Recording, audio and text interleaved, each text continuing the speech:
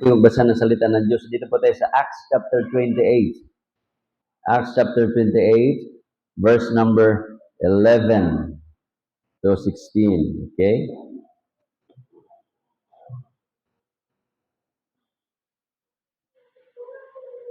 Acts 28, verse number 11 to 16.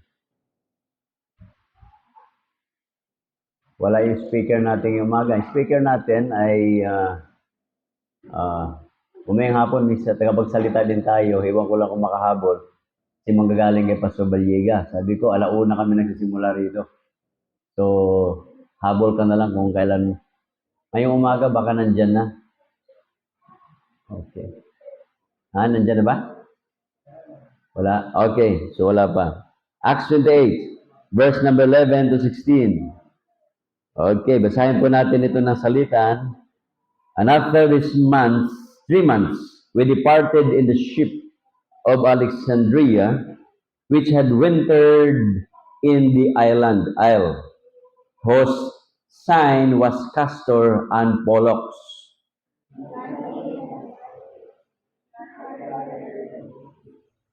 And from thence we pitched a compass and came to Rhegium.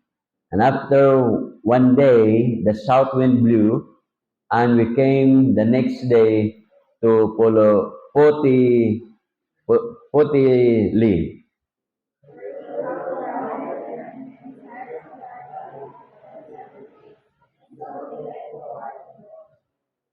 And from thence, when the brethren heard of us, they came to meet us as far as Appii Forum, and the Three Tavern, home, when also he thanked God and took courage.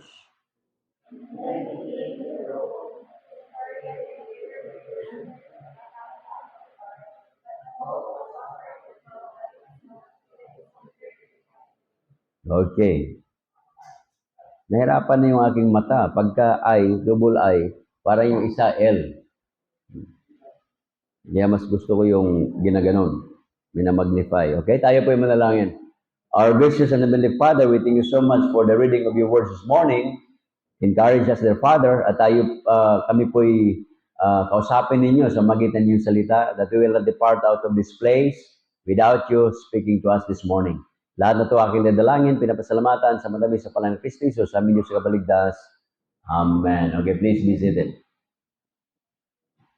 Tayo ng umaga, we discuss about church. So, ang church po ay nagsimula po sa ating Panginoon sa Kristo, at ang church ay itinatagpo niya yan. Hindi po nagtayo ang Panginoon ng eskwelahan, hindi po nagtayo ang Panginoon natin ng university, hindi po nagtayo ang Panginoon natin ng hospital, o kaya kumpanya. Ang itinayo po ng Panginoon ay church. Dahil kung ang itinayo ng Panginoon ay negosyo, kumpanya, ibig sabihin, ang gusto lang ng Panginoon ay yung mga tao ay magiging mapera, mayaman, at may tinatangkilik, ika nga. Pero, more than that, ang tao ay meron pong needs. Kaya nga yung mga bata, pag kayan po yung kumakanta, ang kinakanta po nila, life is like a life without Jesus, is like a donut, is like a donut, is like a donut. Life without Jesus is like a donut. There's a hole in the middle of the heart. Ibig sabihin, inside our heart, there is a longing that only Jesus Christ can fill it. So, meron po tayong pangangailangan. Kahit na yung mga tao, kita mo, di ba, pagka Pasko, meron tayong kinakanta dyan, even the man was everything, would be so happy if you would what? Bring. Kaya sabi nila, give love on Christmas Day. Napakaganda pakinggan, pero masagwa. Pag Christmas ka lang magbigay. Once a year. O, di ba? Maganda lang sa tainga pakinggan, maganda yung intonation or the song, pero yung connotation noon, napakapangit kasi parang sinasabi mo lang, give love on Christmas Day. Kaya napakahirap noon, once a year ka lang magbigay. So dito po mga kapatid, makita po natin yan that our Lord Jesus Christ, itinatag niya yung church. So church was founded by our Lord Jesus Christ. Church is a group of people gathered together with the purpose of worshiping God. Kaya tayo dito nagkakaisa, nagkakatipon tayo. We are here, hindi para magsugal, hindi para manood ng artista. Wala namang artistahin dito. Maliban kay Brother Terso. Oh, mabihira, no? Retired. Oh, retired. Yun. So, ibig sabihin, mga kapatid, wala eh. So, napunta tayo dito dahil nga po tayo po ay magsisimba sa Panginoon, dakilain po yung kanyang pangalan, at tayo po ay makain ng mga spiritual na pagkain mula sa kanyang salita. The church ay spiritual family. Tayo po ay isang pamilya po tayo rito. Sa tahanan ninyo, meron po kayong pamilya. Kaya nga po tayo ay mayroong 3 pamilya. Ang tawag po natin sa unang pamilya, pamilya earthly home. Ibig sabihin, pagkatapos dito, uwi ko po kayo sa bahay ninyo, earthly home po yan. Doon kayo titira, doon kayo kakain, doon kayo matutulog. That's earthly home. But that home is also a temporary home. Bakit ho? Wala pong pamilya na hindi namamatay si lolo, hindi namamatay si lola, hindi namamatay si tatay, hindi namamatay si nanay, hindi namamatay yung mga anak. Yan nga lang sa taas nakwento ni Adrian. Yung kabila, yung kapatid namatay. 1954. So pinaglamayan sa kabila, sa may isla yata yun. Sunod na araw, yung kanyang kapatid, ang namatay. Pambihira, no? So magkabalang bahay. Ang ginawa nila, pinagsama na lang sa isang bahay. Kasi hindi naman yung pwede na maglamay doon at maglamay dito. Magkalapit lang naman, siguro ang layo lang naman dito at saka dyan lang sa may kabilang kalye. Pinagsama, isipin mo yan. Kaya yung isa ay 55, yung isa ay 64 years old. Isipin mo, 64, matanda lang sa akin ng konti. Ganun lang po yung buhay. Kaya sabi ko sa Bible study kahapon, pag si Enrile ay makarating ng birthday niya ng February 13, alam mo yung birthday ni Enrile. Siya ang kauna-unahang sikat na Pilipino na centenarian. Okay? Pag yan ay na-publish na makarating siya ng February next year, makatanggap siya ng 100,000, marami ng matatanda magsumigasig na makaabot din. Kasi meron ng pattern. Okay? Bakit naman kasi ibibigay yung 100,000 kung kailan hindi na pwedeng bumili? At wala ka ng ganang kumain. Dapat in-installment man lang yan. O, di ba? Dapat yan, pagka 60 years old ka, 10% ka sa lahat ng bagay. Pag 70 years old ka, 15%. Pagka 80 ka, 20%. Pagka ikaw ay 90 years old, 50% na yan. Pagka 100 ka na, 100% ka na dapat libre, ano? Ang ganda siguro ng ganun. Pero sa Korea, pagka pastor ka, automatic yan. Gasoline station, kahit nga sa mga palengke lang, magpakilala ka lang. So parang divisorya nila, namili kami, dinala ko ng mga Koreano, namili kami. Tapos pili-pili, hindi ko na maintindihan yung kanilang mga sign doon. Numero nila, hindi ko maintindihan Sabi ng Koreano, oh, these are pastors from the Philippines. Oh! Ang kinuha, yung magaganda. Magaganda. Labas na, magaganda. Tapos sabi ko, ano po yan? Dito po sa tindahan na ito, 20% discount ang mga pastor. Pambihira, no? Walang ID. Pagdating dito sa atin, senior na nga. Kita mo na ng senior ID pa. Baka hindi ka senior Baka nagmukha ka lang senior Grabe naman. Alam mo, nang uugod-ugod na yung tao Iisa na nga lang yung ngipin. Hahanapin mo senior, At yung buhok, pambihira. Ilang piraso na lang. Hindi pa mapagkatiwalaan.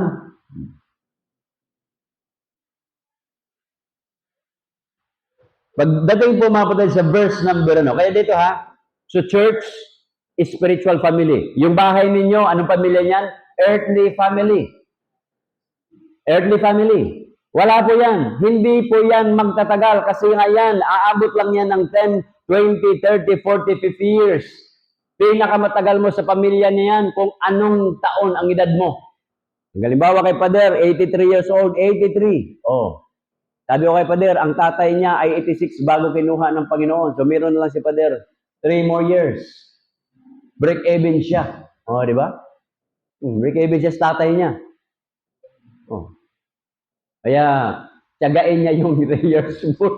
Kapantay niya yung tatay niya, di ba? Oh. Si Lola Panting yata. Ilan tama si Lola Panting, Pader? 100 years ba yun? 100 years. Yung lola ko, 100 years. Pag ako'y mapakilala doon, Lola, ako po si Bong. na anak po ni Dionisio, na anak po ng kapatid nyo, pambihira, no? Hihipuin ako niya, gano'n, pahawak naman ako. Uy, ang gwapo mo. Pambihira, niluloko ako dito. Hihipuin ka lang, pagkatas, ganyan-ganyan yung mata mo, ilong mo, ang gwapo mo. Bulida, marunong mambula yung lola ko, ah. Hindi na nga makakita, eh. Oh. Ibig sabihin, ayaw lang saktan ng damdamin mo. Okay? So, yun po yan. Ang church din, mga kapatid, dapat yun ang lugar na huwag saktan ang damdamin po natin. Amen? Kaso lang, may mga member sa church na wala nang ginawa, nananakit pa ng damdamin ng kapwa. Bato-bato sa langit, ang tamaan ay huwag mabukulan. Pangatlong church, ang pangalawang church ito, spiritual family. Tayo dito ay magkakapatid. Nakuha niyo, kapatid? We are brothers and sisters in Christ. Magkakaiba nga lang tayo ng pagitan kung kailan naligtas. Ako ay 30 years na akong Kristiyano. Kayo siguro dyan ay merong 20, 10, 15, magkakaiba. At ang pinakabata natin dito, si Ivy. Ito po yung nakakatawa. July lang naligtas, tuloy-tuloy na maglingkod. Amen, mga kapatid? O, ayan, mabibless kayo sa kanya. Eh, nagsa-Sunday school pa yan. Wala tayong panama dyan. Kung saan pa yung, sino pa yung malalayo, sila yung maaga. Nakuha nyo? Kaya nga, laging kasabihan, yung tatlong dura lang, laging late yan. Yung dudura ka lang 3 bisis. Yung malalayo, grabe. At isa sinahangaan ko dyan, yung mag-ama na taga Bicol. Bible study ko sila dito sa may sa may Mitsubishi, yung anak. Sabado po ng alas 4, Bible study ko po yan nung araw na ako'y binata pa. Pagkatapos ng Bible study ko dyan sa isang siya lang, one-on-one lang kami, 4 to 5. Pagkatapos niya ng prayer namin alas 5, sabi niya, Pastor, babiyahin na po ako papunta ng Tutuban. Pagdating doon sa Tutuban, nandoon na yung tatay niya, naghihintay na sa kanya. Babiyahe po sila ng Bicol sa magitan ng train. Bukas po, linggo, nauna sila sa simbahan. Isipin nyo, yung misis at mga kapatid nila, yung nagdadala ng pagkain sa simbahan, dumarating sila simbahan alas 6 ng umaga, doon na sila. Doon na rin nakikiligaw simbahan. Isipin nyo yan. Pagkatapos ng simba, tapos ng tanghalian, uuwi ng bahay, magpapalit. Pagkatapos niyan, sa gabi naman, pagkatapos ng worship service sa gabi, uuwi naman ng Maynila kasi Lunes magtatrabaho. Sabi ko, hindi ba kayo napapagod sa ganyan? Uuwi kayo every week para magsimba doon. Ang sabi sa akin, doon po ang spiritual family namin. Doon po kami masayang maglingkod sa Panginoon. Amen, mga kapatid? Eh dito ngayon, ito ang problema natin. Pag umulan, ang memory verse, I am the salt of the earth. Kaya ayaw lumabas ng bahay. Baka matunaw, baka matalsikan ako ng ulan. Malulusaw ako kasi sabi ng Biblia, I am the salt of the earth. Oh. Sabi ng Biblia, I am the light of the world. Maulan, hindi ko makita yung paligid. Kasi very foggy. Kaya hindi ako obra doon. Pambihira, no? Ang daming dahilan ng Kristiyano. So ito po yan, mga buded. So makita po natin, yung pangalawa, spiritual family, tayo po yan dito. Magkakapatid po tayo. Mula po rito, yung kaligtasan natin, nagiging kapamilya tayo, hanggat nabaptize tayo, hanggang kukunin tayo ng Panginoon or hanggang mag-rapture. At ang pinaka-final natin na pamilya, heavenly family. So earthly, spiritual family, earthly family, tahanan nyo. Second is spiritual family church. Heavenly family, pag nandoon natin sa langit. Kaya meron tayong kantay, when the roll is called up yonder, I'll be there. So nandoon po, mga kapatid. Rapture po yan. Pinakamalaking gathering po yan sa lapaap pagka nagkaroon po ng rapture. Okay? Kaya dumadami yung mga theory ngayon na pinapaganda nila yung mga alien invasion. Pinapaganda nila yung kung ano-ano para mga UFO. Para pagka nag-rapture man, meron silang dahilan. Kasi Middle East naman, wala namang mararapture dyan. Ilang piraso lang.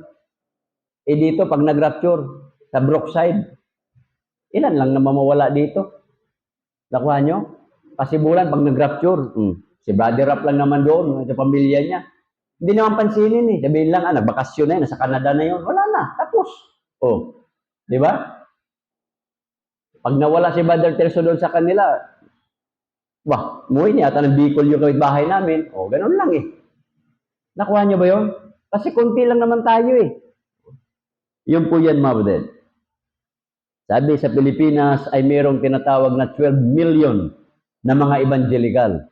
Sa 12 million na yan, ilan ang mga totoong Kristiyano dyan? Kasi yung iba, Kristiyano lang sa yugyugan. Yung iba dyan, Kristiyano lang sa pangalan. Yung iba dyan, Kristiyano lang sa isip. Yung iba dyan, nagkristyanuhan lang. Nakuha nyo? Marami dyan. Kasi nga naman yung church, kung ano-ano na lang pinagbibigay ng mga methods para maingganyo yung mga tao. Lahat ng avenue, yung mayayaman, papakainin para makarating sa church. Mayroong church na pag nagsimba ka, bawat simba mo may 300 ka. 300. O bawat simba may 300. Isipin mo yan, ang sarap magsimba doon eh. 300. Kaya yung pamilya mo, kung kayo ay marami kang anak, o di ba? Kung 8 ang anak mo, plus kayo, di 10 kayo, eh di meron kayong 3,000. Linggo-linggo. Times 4, magkano yun? 12,000, parang namasukan ka. Nakuha niyo mga kapatid? Kaya yung iba, sinasama yung mga kabag-anak. Kasi ang sarap magsimba eh. 300 bawat simba eh. Parang may botbayik sa loob ng simbahan. O, nauso yung botbayik ngayon, malapit na eleksyon eh. Okay. Napunta tayo doon. So, una mga kapatid, makita natin dito. Tingnan niyo yung kwento rito. Sabi dyan, after 3 months, Acts 28 verse number 11, yung ito po ay parating na si Pablo. Si Pablo po ay nakasakay sa barko, siya po ay dadalhin papuntang Roma at doon po siya ikukulong. Isipin nyo. So along the way, noon ang travel time nila 3 months. Nakalagay nyo 3 months. So more than that. Para bang ngayon, noong araw, pag pumunta ka ng Mindanao, 1 linggo po yan. Ito si Brother Edgar, doon sa Talisay at saka Silay. Talisay, Silay. Yung Talisay, nandoon yung Rowens. Silay. Yung nagpagawa ng Rowens, the Rowens, mayaman yon doon. Nagpakuha siya ng doktor papunta ng Silay, inabot po ng 4 na araw makarating sa Talisay. 4 na araw. Karwahe. 4 na araw. Ngayon, mula Silay hanggang Talisay, wala nang 30 minutes ba, Wala na eh. Isipin mo yung 4 hours, 4 days, kasi nalito-lito sila, kasi puro pa naman ng mga tubo eh. Puro mga kahoyan. 4 days bago nakarating, patay yung pasyente. Nakuha nyo? Ngayon ang pasyente, pag marami kang pera, airlift yon. Pero pag wala kang pera, kagaya doon sa hindi ko nabanggitin, sa may Laguna, yung hospital, hindi ko nabanggitin kasi tayo. Nabangga, nabasa ko nung nakaraan. 2 weeks ago, nabangga. Iniwanan lang. Sabi ng kamag-anak, nabangga po, may dugo po yan, pakicheck nyo po. Ay, dapat pila-pila eh. Sipin mo, dinudugo niyo yung tao, pipila-pila pa. O yun, patay yung pasyente. Hindi man lang nakuha yung vital sign. Patay. Kaya minsan, iniisip ko, bakit ka pa nag-doktor o bakit ka pa nag-nurse? So, hindi mo na pala pwedeng tingnan yung tao. Ano bang sinumpaan mo? Nanumpa ka ba? Ako po'y mag-aaral ng medisina upang makatapos ako. Bawat pasyente ay negosyo at pagkakitaan. Hindi naman siguro ganun ang panunumpa mo eh. Manunumpa ko na pag hindi ako sinahuran. Halimbawa, si Hillary. Kasi ano to eh? Anong kurso mo? Aeroplano, di ba? Euro ba? Diba? Aeronautics. Oh. Alangan sabihin niya, pag hindi ako sinahuran nito ng tama, luluwagan ko tornilyo ng gulong. Aeroplano. Patay tayo dyan. O ikaw naman sa helicopter, luluwagan mo sa tornilyo ng helicopter, patay ka. O hindi ganoon eh. Ano yan? Hijacking na yan ah. Para yung nagtrabaho, Bible study of Taytay, nagtrabaho sa post office pa nung araw. Post office. Kasi nga daw, hindi sila sahuran. Pati tamtax inuuwi, yung mga tawag doon, papel inuuwi. mga ballpen, mga pentel pen nung araw inuuwi sa bahay kasi nga daw hindi sila binigyan ng tamang sahod. At ang pinakamasaklap doon, yung mga sobre na may mga palaman na pera, itatapat lang nila doon sa sa spotlight, makikita yung pera kahit may carbon. Wala na yung pera. Ubos. Pag yung mainit na mainit, ganun lang yung doon, sobre, tanggal yun, kukunin yung pera, carbon na lang natira. Pag sinabi doon, terso, nagpadala ako ng 1,000. Ano, nakalagay na lang doon, 5 piso. Ay, 1,000, naging 5 piso. Ayun po yan. Naranasan ko yan. Okay? Kaya, sinong hahabulin mo at aawayin mo? Buti na lang ngayon, meron na mga CCTV. Okay? So ito po yan mga kapatid. Pagdating po dyan, sa verse number 1, and after 3 months, we departed in a ship to Alexandria, so on and so forth. Ang sabi dyan, which had wintered in the isle, whose sign was Castor and Pollux. Ibig sabihin, yung barko na sinakyan nila, ang pangalan noon ay si Castor at saka si Pollux. Ito po yung tinatawag na twin brothers na anak po ni Zeus nung araw. Okay, kung alam natin yan. Anak ni Zeus nung araw. Kasi halimbawa lang, sa amin, yung mga bangka namin doon, may nakalagay doon, Inday Ono. Inday Ono. Sabi ng Tagalog, ano pong tatawid ako ng Dinagat Island. Ano po yung tawag doon? Sasakyan ko. Yung Inday Ono sa amin, ang ibig sabihin noon, hindi ko alam. Hindi ko alam. Inday Ono? O, di ba? Inday Ono, ibig sabihin, hindi ko alam. Yung tinanungan niya, walang alam. Ano pong sasakyan papunta doon? Sabi nung Cebuano, Inday Ono? So, tinandaan nung Tagalog, Inday Ono. Walang dumating na barko na Inday Ono. O, kaya, mahirap yung lingwahe, nagkakaproblema, ha? Kasi naghihintay siya ng Inday Ono. Ibig sabihin pala ng Inday Ono doon sa amin, hindi ko alam. O, alam ni yan. O, mga taga Mindanao rito, Bisaya. Kaya mahirap kang maghintay ng Inday Ono. Ibig sabihin, hindi ko alam or iwan ko. Yun.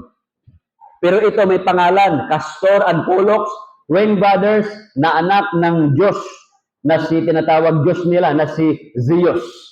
And landing at Syracuse, we tarried there 3 days. Okay?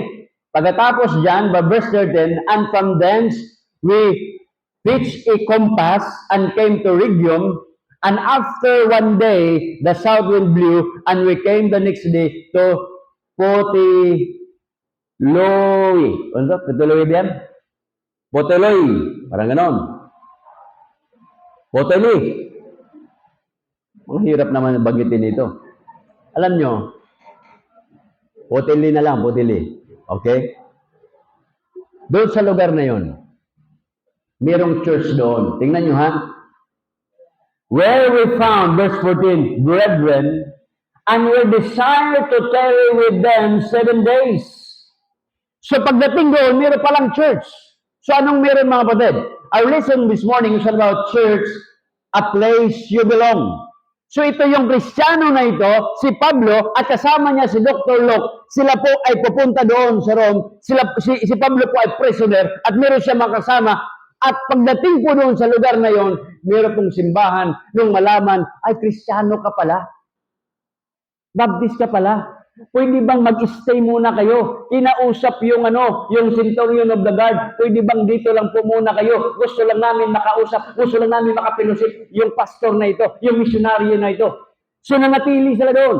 So a church, mga kapatid, must be a place of care. Church must be a place of care. So dahil narinig nila na kahit hindi nila nakita yung mga kapatiran nila, nung nandoon sila, mga kapatid, because the church is a place of care, they care Apostle Paul and his companion.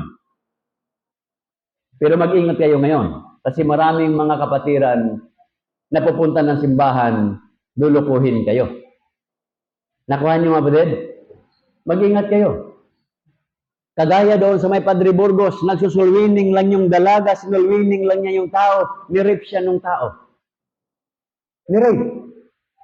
Bata Ang gusto lang niya makabahagi ng salita ng Diyos, ni-rape siya. Isipin mo yan.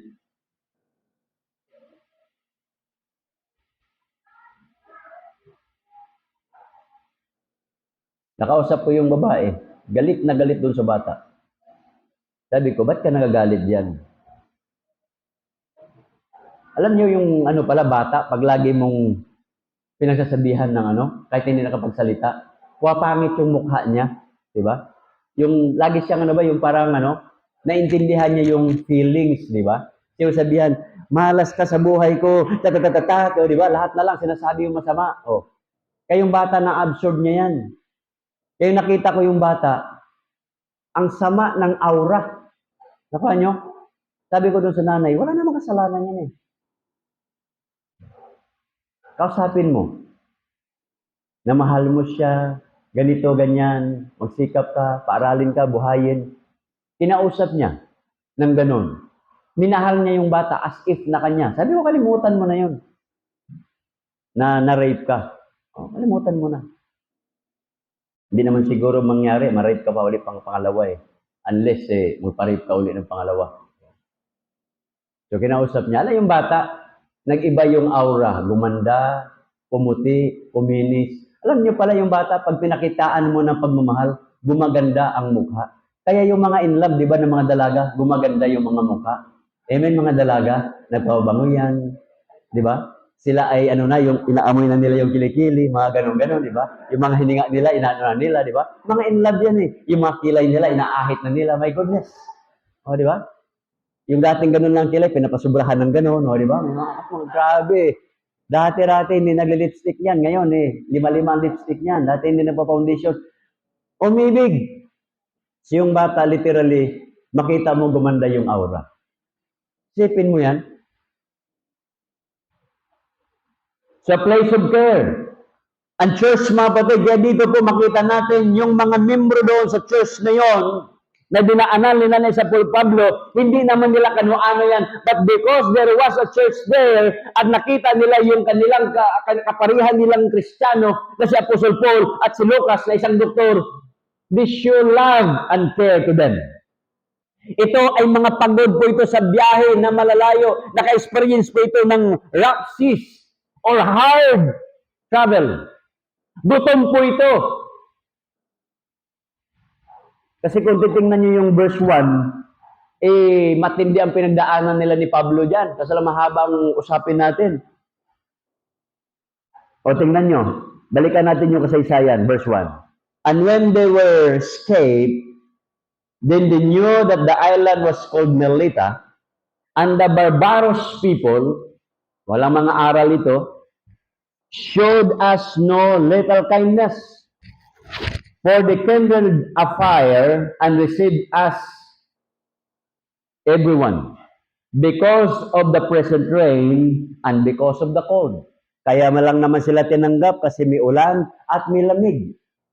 O minsan tayo, di ba, nagtatanggap tayo ng tao kasi may dahilan. Yun po yan.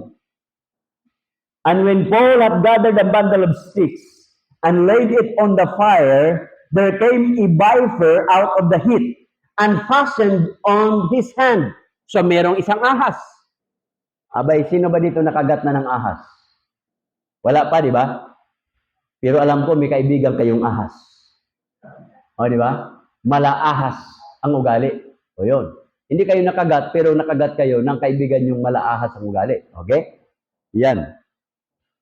And when the barbarians saw the behemoth beast hang on his hand, they said among themselves, no doubt this man is a murderer, whom he thought he would escape the sea. Yet vengeance suffereth not to live.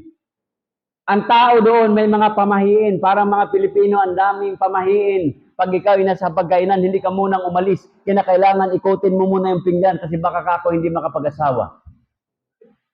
Diba? Ikutin. Pag ikaw po ay magpunta sa lamay, hindi po pwedeng magpaalam ka. At yung namatayan, hindi pwedeng maghatid sa iyo. Ang daming pamahiin, di ba? Hindi pwedeng, o paano? Alis na ako. Ay, bawal yan, pastor. Grabe. Kaya nung alam ko mapamahiin yung tao, sabi ko, Paano po yan? Ako yayao na. Naku, pastor! Yayao. Ako yayao na. Huwag ganyan, pastor. Huwag kang yumao. Grabe, ano? Tapos, bawal magwalis sa paligid. Bawal, kaya marurumi. Di ba? Parang, ganun po yung mga kultura natin. Bawal magwalis sa paligid pag namatayan. Kaya nandyan yung mga dura, nandyan yung sigarilyo, nandyan lahat ang dumi. Sabi ko, saan ba nakuha ng mga Pilipino yan? Pag ikaw ay sa sementeryo na, kinakailangan magpaapoy. Para yung usok na yan, pag ikay umalis, hahakbang ka doon para hindi daw makasabay at hindi makasunod ang espiritu sa iyo. Ang grabe naman yan. Dito sa lupa, yung namatay, lakwatsira na. Pag namatay na siya, lakwatsira pa rin. Kinakailangan mo iligaw. Ang dami nating pamahiin. Kinakailangan yung bata, ilagay mo pa sa kabaong, patawi doon. Kinakailangan pa maglagay ka ng sisiyo. Hindi ko alam kung anong kinalaman ng sisiyo. Siguro yung sisiyo, daladalang na namatay, para pag siya po'y makasama yung sisiyo, maging manok na yan, may tinulahin siya pagdating ng araw. Kaya adobo. Ang dami nating pamahiin. Sa lipunan po natin. Okay? Parang ito rin. Maraming pamahiin. Ang sabi ng mga tao, they said among themselves, no doubt this man is a murderer, whom he thought he would skip the sea, yet vengeance suffereth not to live. Anong ginawa niya, Apostle Paul? And he shook off the beast into the fire and felt no harm. Howbeit the look on him, howbeit the look when he should have swollen or fallen down dead suddenly, but after they had looked a great while and saw no harm came to him, they changed their minds and said that he was a god. Akala nila nung nakagat na, mamaya-maya yan, manginginig na si Apol Pablo, matutumban na lang siya at mamamatay siya. Hinihintay ng mga tao, tinitingnan. Di ba? Maraming mga tao nakaabang lang sa atin kung kailan tayo magka-problema. Di ba? Yung iba mga binata, naghihintay lang kung kailan hiwalayan yung para siya naman na eksina. Oh, mga ganun eh. Mga abangers. No, mga abangers, maraming mga abangers. Kaya tinuruan ko si Ricardo eh, sabi ko, Cards, dapat ikaw, sabihin mo sa babae, gawin mo lang akong reserba. Parang gulong. Di ba? Kasi mahirap magbiyahe na walang reserba. Pag na-flat, hindi na yan makaabante. Pwede bang gawin mo akong reserba sa buhay mo? Wow! Tinuruan ko siya eh. Kaya, pag ginawa ang reserva, Ricards, ipanalangin mo, laging flat yun. Para ipalit ka kaagad. Okay. Biro lang yun, ha? So, sa church mga kapatid, ito po yung nangyari, ano ho? Kaya makita po natin dito, nakalagay dyan, verse 14, where we found brethren and desired to tarry with them. So, yung mga kapatiran po doon, sa lugar na yon, they show care. Alam niyo yan, church mga kapatid, dapat meron tayong care. Okay? Tuturuan natin yung mga kabataan, those who teach in children. Merong care po yan sa mga kabataan, those children. Pagdating ng araw, yun po. Kaya may pagkakaiba po talaga. Tingnan nyo nga kahapon sa pagsanghan kami.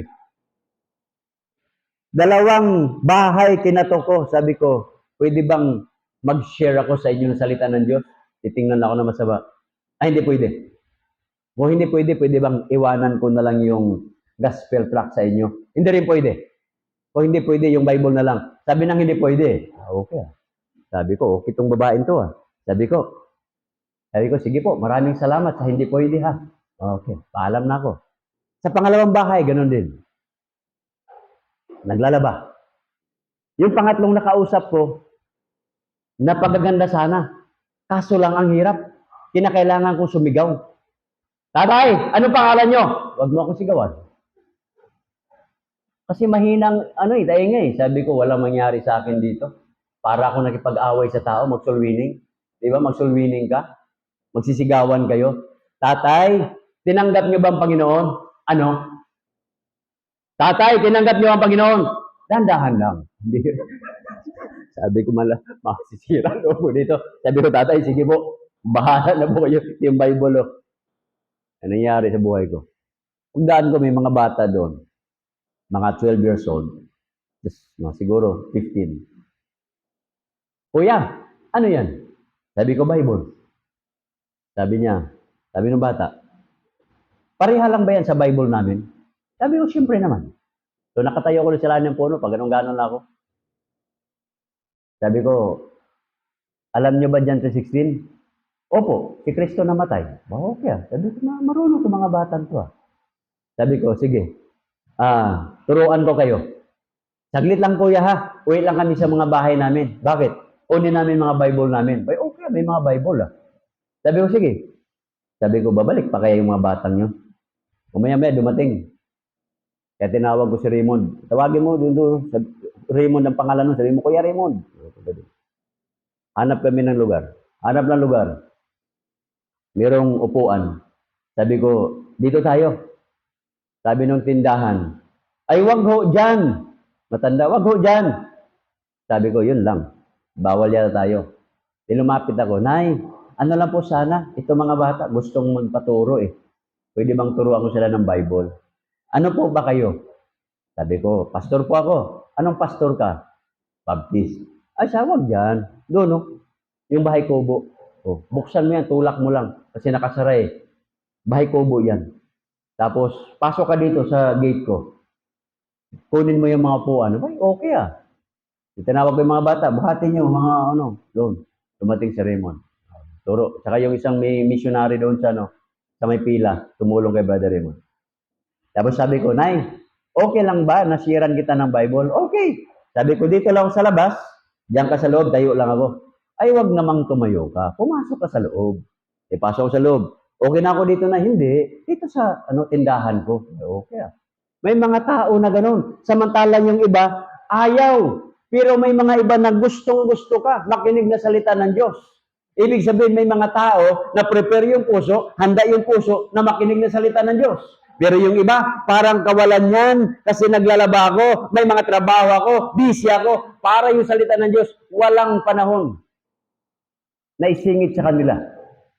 Yan po yan mga kapatid. Pero dito po, makita po natin yan, itong mga kapatiran po natin, sa lugar na ito, declare for Apostle Paul. Kailan ang huling panahon na meron kayong pagmamahal sa kapwa nyo mananampalataya? Yung hindi nyo nakita, yung mga membro, ipanalangin ninyo, yung hindi nyo na. Kasi dapat mga kapatid, ang simbahan, magpanalanginan tayo bawat isa magpalakasan. Amen mga kapatid? Hindi yung, bahala ka sa buhay mo, basta magsimba ko. Merong mga membro na ganyan Sa kasimbulan pa tayo, sabi ko, ate, di ba magkabahay lang kayo ni ganito? Sagot sa akin, tanda-tanda na noon, sabihan mo magsimba, bahala siya magsimba. Okay rin, Sabi ko, maganda rin yun. Pero di ba, nung si David, sinabihan siya ng mga tao, pupunta tayo sa church. Ano sabi ni David? I was glad when they said unto me, let us go into the house of the Lord. Ibig sabihin, hindi naman kinakailangan ni David na palalahanan siya magsimba kasi may Diyos naman siya. Pero yung isang bagay na, oy, kapatid, simba tayo. Agahan natin. Yun po ay care po yan na may halong pag-ibig. Na ibig sabihin, ayaw niya na ma-miss mo yung church. Yun po yan mga kapatid. Kaya itong mga grupo na ito mananampalataya, pagod na sila po sa Pablo, they were tired, hungry, siguro mga damit nila, basang-basa na, nandoon po yung church. Kayo mga kapatid, pag kayo mag-travel, anywhere, hindi na po mahirap. Magpakilala lang kayo. Magpakilala lang kayo. There was one time, nandoon ako sa Matnog, Baguio, stranded kami for 1 week. Alam niyo ba yung kahabaan ng Matnog? Ang amoy noon, grabe na. Kasi yung mga tao doon lang dumudumi. Doon lang din natutulog. Kaiba na. Masangsang na hindi mo na maintindihan. Wala na rin pagkain. Sabi ko kay Elson, magugutom tayo dito. Punta tayo sa Catholic Church. Nagpapakain si Father. Atin kami ni Simba doon. Kasi may parugaw si Father. Sabi niya, walang hiya. Kapastor mong tao nandito. May pagkain Isipin mo. Opo lang naman tayo, kain tayo. Paano ko makilala ka ni Father? Hindi naman ako mapakilala eh. Upo kami doon. Kain. Tapos sabi niya, tanghalian yun eh. Pagkahapon, paano yan? Saan tayo? Madali yan. Sabi ko doon sa mga tabi-tabi, ate, meron ba kayong alam na simbahan dito? Ay, meron ho. Sabi ko, simbahan ng Baptist? Meron. Sabi niya, alam mo yung palaya na yan? Tawirin mo yung pilapil. Doon sa dulo, may simbahan doon. Sabi ko, itong pilapil? Oo, doon. Lakarin mo. Literal, sa gitna ng palayan, umuulan. Kasi bagyo nga. Nilakad ko yun. Pagdating sa dulo, may bahay kubo nga doon. Sabi ko, ay salamat. Makatulog na rin ako ng mahimbing. Hindi naman ako makatulog doon. Kasi yung simbahan, lupa lang ba? Tapos yung ceiling, nipa, tumutulo. Yung upuan, kawayan. Sabi ko, tabla. Walang mangyari sa buhay ko rito. Hindi ka makahiga rito. Pakilala ko. Pastor po ako. Ay, tuwan-tuwa yung pastor. Pastor, dito na kayo maghapunan. Kaso lang wala akong bigas dito. Pero meron tayong kamuting kahoy at meron tayong saging. At pasensya ka na, ang ulam ko dito manok lang. May pambihira, no? Ayos siya. Pasensya, ulam lang. Nandoon na yung mga manok sa paligid. Katay siya. Isa tinola, isa barbecue. Ay, ayos siya na. Sabi niya, paano kasi pastor eh. Ganun lang talaga ulam namin kasi hindi pa ako nakapunta sa bayan eh. Kung nakapunta ako sa bayan, sana sardinas ulam natin. Ayos. Sipin mo, yung sardinas pala doon eh, masarap na ulam. Grabe. Sabi ko, makuha goodness, okay na yung okay na yung manok kaysa sardinas. So makita mo doon mga kapatid, yung pag-ibig. Okay, pag-ibig. So hindi naman kami kano-ano, pag-ibig. There was one time, kaya po yung care mga kapatid, kaya nangyari po yung kinapos sa Pablo. There was one time, sumakay kami ng barko, yung Maharlika 1. Dahil yun ay bagyo, hindi stranded kami. Sabi ko, saan ba ako nito? Nasa liluan ako. Paano kaya? Sabi ko, meron po ba dito punta ko doon sa barko. May biyahe po ba? Wala ho. Tapos kwento-kwentuhan. Hanggat sa nakausap ko yung timonel, yung taga-maniho ng barko. Sabi ko, pastor po ako. Ay, baptist po ako, pastor. Doon na kayo sa bahay. Hindi kami kamag-ano, kano-ano. Pero sabi ko, pastor ako at siya baptist, dinala ko sa bahay nila. Doon na kayo. Sabi ko, ayos pala, no? Care. Sipin mo yan. Care po yan, mga kapatid. Hindi mo kano-ano yung tao, pagandaan ka, pakainin ka, patulogin ka. Then nalaman ikaw ay kapatiran. Ang ganda niyo, mga kapatid. Hindi mo na kinakailangan maglabas pa ng iyong yung police clearance. Hindi na kinakailangan maglabas pa ng iyong NBI clearance para patunayan ikay matinong tao. Nalaman lang, kwentuhan lang, libre ka na ng bahay, libre ka ng pagkain. Care. Ito po yung nangyari, mga kapatid. Kaya po dapat, yung verse number 14, tingnan nyo ha, verse number 14, it should be a place to call home on their journey. Okay? A place of hospitality and church. Kaya mga kapatid, ganito po yan. Pag may bisita dito, kamayan nyo, ngitian nyo. Dahil kung ginawa yan sa akin, 30 years ago sa Caloocan, pumunta ko sa loob ng simbahan, nandoon ako, nagrupo-grupo sila, nag-Sunday school. Nakangiti ako doon, walang kumamay sa akin. Natapos yung Sunday school, wala pa rin, nandoon na ako, join sa kanila. Hanggang natapos ang pananambahan, wala man lang ni-recognize na mayroon bang bisita dito, patayuin natin. Wala man lang. Walang nakipagkamay sa akin. Sabi ko, may kitong ba ako? Nakuha niyo ba yun?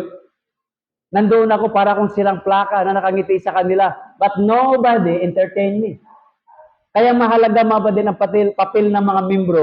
Pag may mga baguhan tayo, kamayan natin, kumustahin natin, kahit mga luma na. Okay? Care. Kasi once a week na nga lang tayo nagkita-kita, tapos hindi pa tayo pagdating mo dito. Sisimangutan mo yung membro. Di ba? Dito na naman to. ano mangyayari sa buhay natin? Care.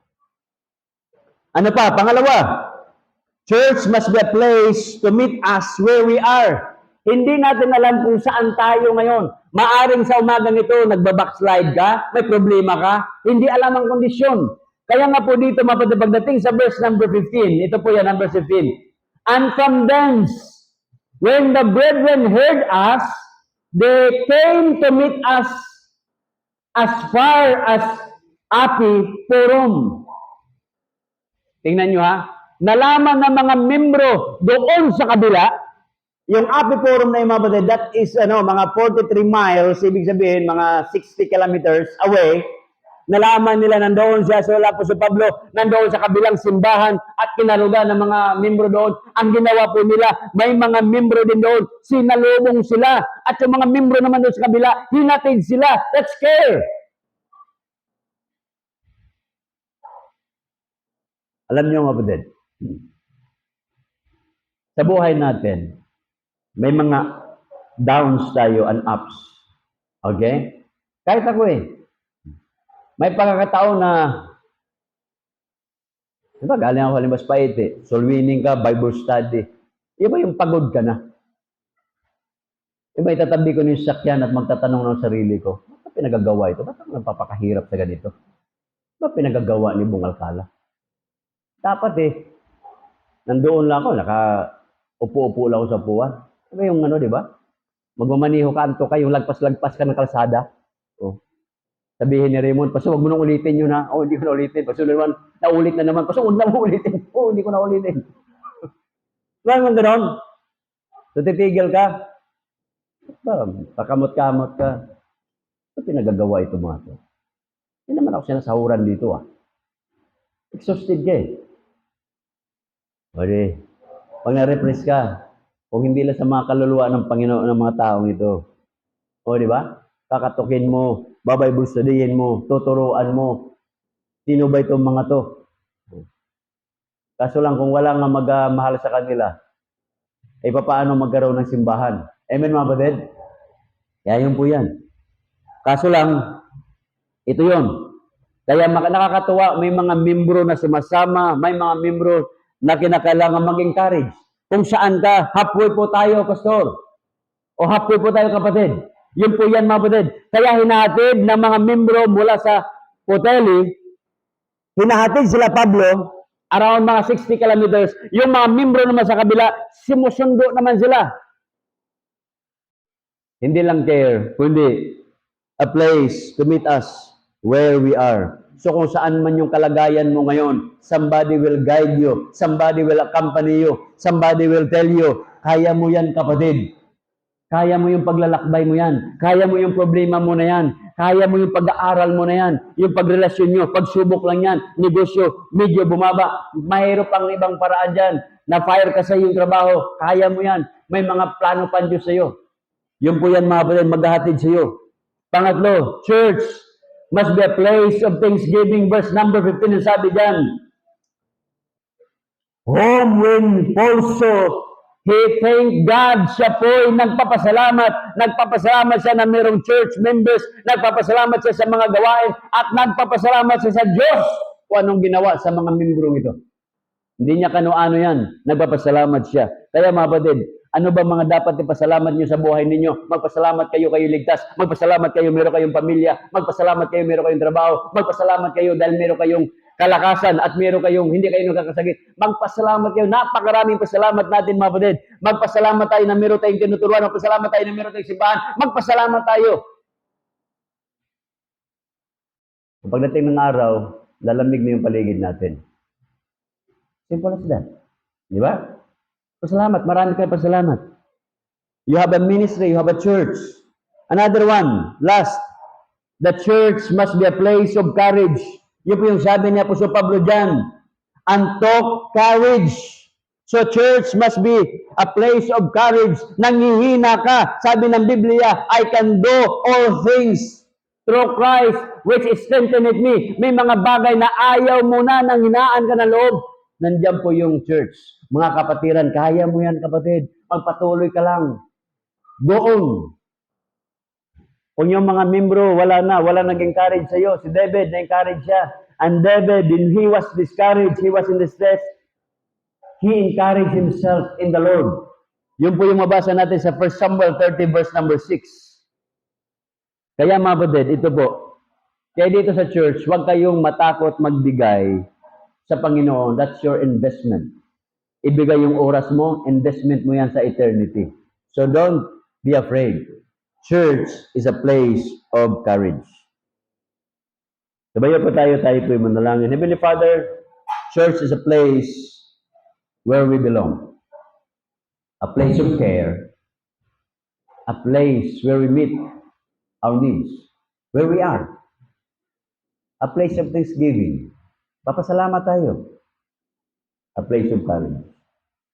Ito yung place, ito yung lugar, ito yung institusyon na itinatag ng Panginoon. Upang manurture tayo, magsumikap, magsigasig, magpatuloy ng paglingkod sa Panginoon. Hindi tayo tinuturuan sa eskwelahan paano maglingkod sa Diyos dito lang. Hindi tayo tinuturuan ng ibang agency, institusyon na magbigay dito lang para sa kalwalhatian ng Panginoon. Habang lahat ay nakayuko at nakapikit na mata, I've got something for you. And God is speaking to your hearts right now.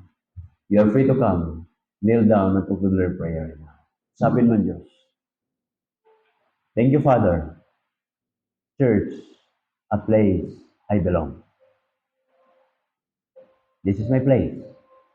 This is my family. This is where I feel the care of the brethren as a family. This is a place where I can give you thanks to the Lord. This is a place wherein you are refueled and have courage. And this is a place to meet your needs. Spiritual, mental, psychological, here. Lubat ka, mag-charge ka lang sa Biblia. Faith cometh by hearing, and hearing by the words of God. I've got something for you, and God's speaking to your heart right now. Feel free to come, make a commitment to the Lord. Sabihin mo sa Panginoon yung mga pangailangan mo sa umagang ito. Sige po, mga kapatid.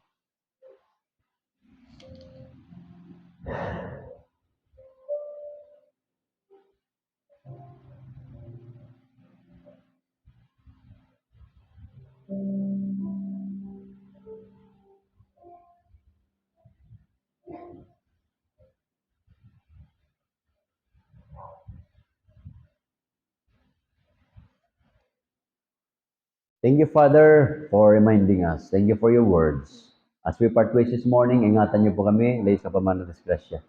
Makita niyo po ang batay sa amin na dapat patuloy naglilingkod sa inyo hanggang sa gulawang pagbabalik. Lahat na ito aking dadalangin, pinapasalamatan, sa matamis sa pangalan ng Kristo, sa sabi niyo sa paligtas. Amen. God bless us all. Tayo po ay magbigay ng mga kaloob po natin.